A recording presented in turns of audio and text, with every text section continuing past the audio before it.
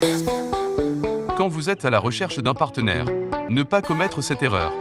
Conclure un contrat verbalement. Voici à quoi vous serez exposé. De prime, un contrat de partenariat se définit comme un accord établi entre deux ou plusieurs parties ayant convenu de mettre leurs efforts en commun afin d'atteindre un même objectif. Si ce contrat reste informel, verbal, sur la base d'une confiance aveugle, les risques restent énormes.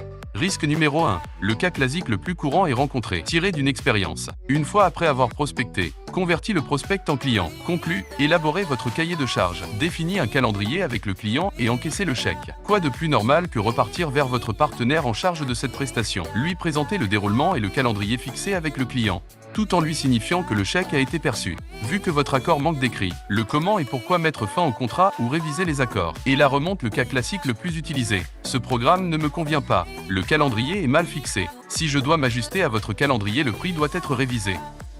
Que faire? Prospect converti en client, calendrier validé avec le client, chèque encaissé, et même consulting met à votre disposition un module de formation sur le management des projets, tout en tenant compte du calendrier défini avec le client sans tenir de modification, car cela vous fera passer pour un manque de professionnalisme.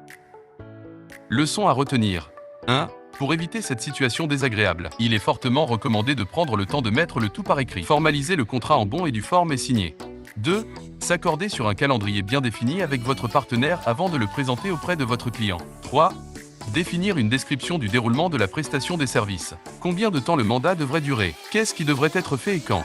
4. Vos modalités de paiement. Quels sont les paiements acceptés? Les acomptes. 5. À qui appartient la propriété intellectuelle? 6.